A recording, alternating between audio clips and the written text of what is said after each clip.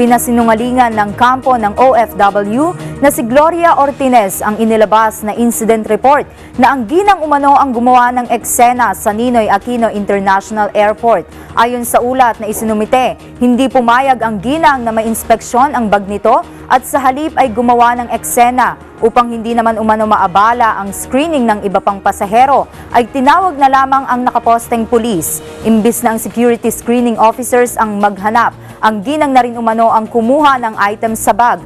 Ayon kay Attorney Spokey Farolan, walang kakaiba sa naging reaksyon ng ginang. Dagdag ni Farolan, nakapagtataka rin umanong pabago-bago ng istorya ang kabilang kampo. Samantala, balak ng abogado na isailalim sa mga pagsusuri ang ginang dahil sa mga epekto ng pangyayari sa kanya, kung saan bigla na lamang siya nanlamig, nanginig at ninerbiyos. Makikipag-ugnayan anya sila sa mga grupo ng OFW at sa Universidad ng Pilipinas para sa suporta sa psychological at emotional status ng ginang. Sinibak naman ang 2 pulis ng Aviation Security Group na responsable sa pagsusumite ng kaduda-dudang ebidensya sa piskalya.